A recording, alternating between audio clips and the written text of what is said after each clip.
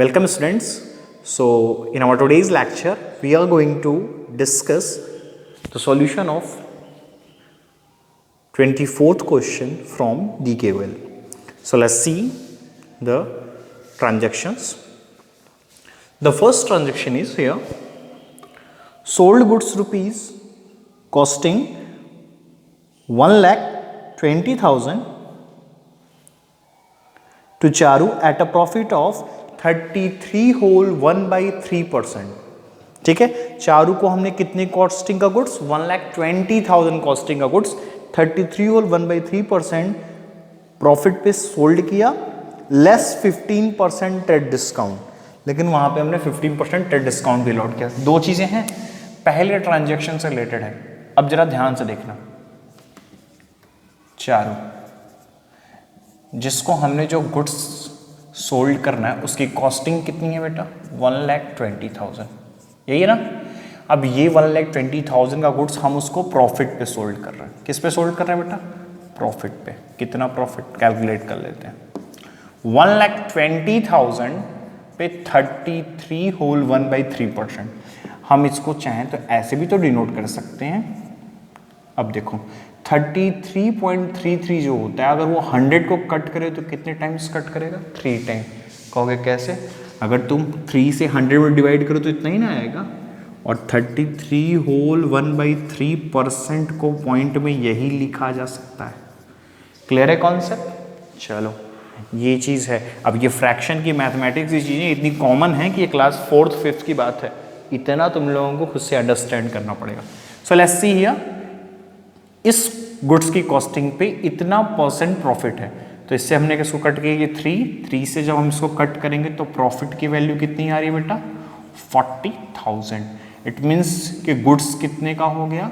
1,60,000 का हो गया. हमारा जो गुड्स हम सोल्ड करेंगे वो क्या हो रहा है? 1,60,000 का. बट कह रहा है less trade discount. What? Less trade discount. After profit we less 15% trade discount. Okay, अब लेस करेंगे इस पर trade discount. Trade discount find out करते हैं. तो डिस्काउंट बेटा किस पे अलाउड होगा? इस पे या इस पे? ऑब्वियस सी बात है, when we less trade discount after profit, that's mean we less from 1,60,000. Okay, so let's see here 1,60,000 का 15%. 00 15 6 90 0 1 कैरी 15 1 15 and 9 24. डिडक्ट कर लेते हैं बेटा इसको. 1,36,000. ये रहा बेटा आपका एक्चुअल सेल्स. ये रहा आपका एक्चुअल सेल्स. हम सबको पता है कि जब हम ट्रेड डिस्काउंट जहां लेस करते हैं वो आता है हमारा एक्चुअल सेल्स. तो यहां पे कौन थी? चारू. ओके, यहां पे चारू थी. अब हम चारू के नेम से एंट्री पास कर लेते हैं. अब देखो, कोई भी इन्होंने कैश ट्रांजेक्शन तो किया नहीं है, तो simply Charu debit to sales account being goods sold to Charu. How much? Actual sales show करते हैं बेटा बुक्स में 1,36,000. How much?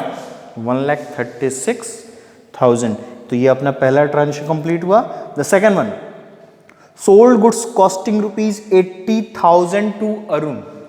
Sold goods costing rupees 80,000 to Arun. Arun को 80,000 गुड्स सोल्ड कर रहे हैं against cheque at a profit of 25% on cost, less 15% trade discount.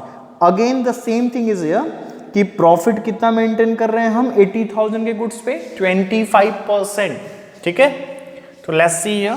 अभी इसकी बात हम किसकी कर रहे हैं? अरुण की कर रहे हैं. ठीक है, तो अरुण को जो गुड्स हम सोल्ड करने चल रहे हैं उसकी कॉस्ट कितनी है बेटा? 80,000 है.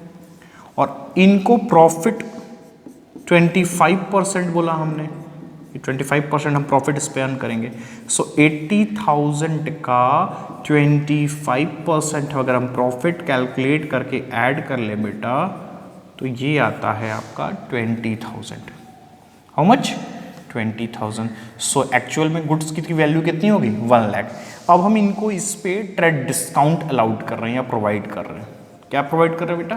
Trade discount according to question. So less trade discount 15%। How much? 15%। So 1 lakh का 15% हाउ मच? 15,000। यस और नो? ये तो सिंपल है ना। So we deducted here 15,000। तो अब ये अमाउंट कितना बचा? 85,000। 85,000 क्या हो गया हमारा? एक्चुअल सेल हो गया, एक्चुअल सेल्स। और ये जो सेल हुआ है और उनको अगेंस्ट अ चेक मिला है। ऑब्वियस सी बात है, कोई इंस्ट्रक्शन नहीं तो चेक तो बैंक में ही गया होगा। So bank account debit to sales account. How much? 85,000। Clear है concept? 85,000 being goods sold to Arun and check received। Clear है? ये तो इजी सा था। ओके चलो एक नेक्स्ट देखेंगे, उसके लिए भी वर्किंग नोट की जरूरत है और ये वाला इंपॉर्टेंट है। That's why I choose this question. ये इंपॉर्टेंट है। क्यों इंपॉर्टेंट है? क्योंकि ये थोड़ा सा बेटा डिफरेंट टाइप का है ट्रांजेक्शन। तो चलो देखते हैं क्या है transaction.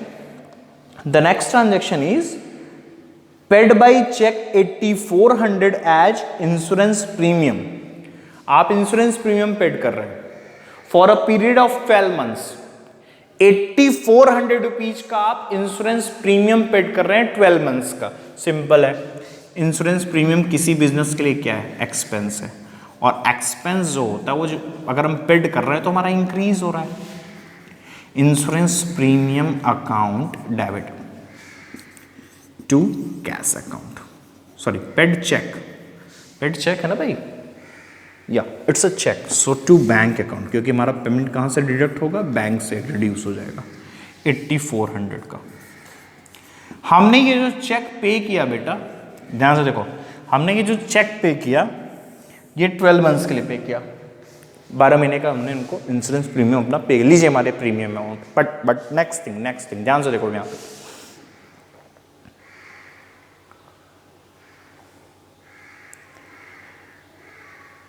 Period of 12 month starting 1 अगस्त 2016। ये कहां से स्टार्ट हो रहा है?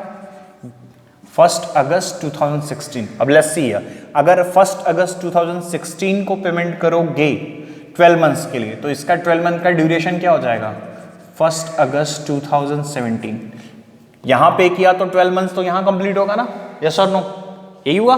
बट क्वेश्चन में क्या है, ध्यान से देखो, कह रहा है financial year closes on 31 March.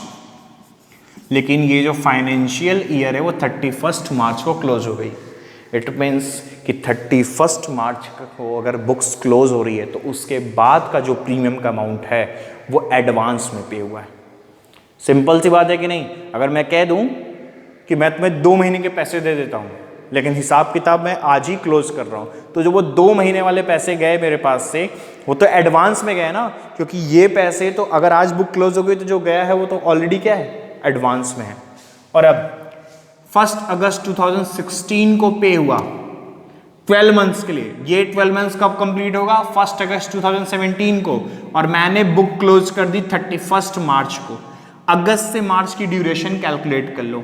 August 1 month, clear है? सितंबर 2, अक्टूबर 3, नवंबर 4, दिसंबर 5, जनवरी 6, फरवरी 7, मार्च 8। तो टोटल 8 मंथ का यहां से यहां तक जो पेमेंट हुआ वो 8 मंथ का एक्सपेंस इस ईयर से रिलेटेड है जिस ईयर हम ये ट्रांजैक्शंस बना रहे हैं। अब 12 मंथ में से अगर 8 मंथ अभी का है तो जो 4 मंथ रिमेनिंग बच गए, जो 4 मंथ एक्स्ट्रा हमें शो हो रहे हैं, वही क्या है? वो हमारा एडवांस पेमेंट है। क्या है बेटा? Advance payment. अब जरा इस चीज को ध्यान से समझ लो, डाउट हो तो दोबारा वीडियो कर लेना बैक। तो ये जो हम कह रहे हैं 4 मंथ एक्स्ट्रा है, एडवांस है, इसी को हम क्या नाम देते हैं? जब हम पैसे किसी को एडवांस में एक्सपेंस के लिए पे करते हैं तो वो होता है प्रीपेड एक्सपेंस। और यहाँ पर हमने प्रीपेड पहले ही पैसे पे किए हैं प्रीपेड इंश्योरेंस के नेम पर। कितने मंथ्स का हमने पे किया एडवांस में? 4 मंथ का। अब जरा देखो 8400 पे किया 12 मंथ्स के लिए, तो इसमें से 4 मंथ्स का कैलकुलेट कर लेते हैं। 3 2 6 2 4 2800, यानी इतना एडवांस में पेमेंट हुआ है। जो 4 मंथ का हमने कैलकुलेट किया ना प्रीपेड, ये एडवांस है। इसके लिए हमको अब क्या करना होगा? एक एंट्री पास करनी होगी। एंट्री क्या होगी? चूंकि प्रीपेड इंश्योरेंस क्या होता है बेटा? एसेट है, तो एसेट बढ़ जाएगा, तो prepaid insurance account debit 2800 to insurance premium, to insurance premium account being insurance premium paid in advance, being insurance premium paid in advance। तो बेटा ये एक नई चीज जो कॉम्प्लिकेशन कर सकती थी, that's why I take this question to solve for all of you. Let's see again this concept. 1 अगस्त 2016 को 12 मंथ्स के लिए इंश्योरेंस प्रीमियम पे किया। इस डेट को अगर 12 मंथ्स का पे करोगे तो वो ड्यूरेशन एंड होगी 1 अगस्त 2017 को। बट क्वेश्चन में कह रहा है कि 31 मार्च को बुक्स हो गई क्लोज। तो अगस्त के बाद मार्च कब आया? अगस्त, सितंबर, अक्टूबर, नवंबर, दिसंबर, जनवरी, फरवरी, मार्च। ठीक, क्लियर है? तो यानी कि कुल 8 मंथ ही बीते हैं। अब 12 मंथ में से अगर 8 मंथ इस ईयर से रिलेटेड है तो जो 4 मंथ एक्स्ट्रा हैं वो एडवांस हो गए, प्रीपेड हो गए। इस प्रीपेड के लिए हमको अमाउंट निकालना था 8400 पे for the 12 months, so for 4 month amount is 2800, और उसी को फिर हमने यहां ट्रांजैक्शन में शो किया है। देखिए बेटा ये हिडन थिंग थी, that's why I will tell to you. Okay, hope you guys enjoyed. Grand total आपको करना है, क्लियर है? If there is any kind of doubt you may ask again for all of that. Is it clear? So that's all for today. We will meet in our next session.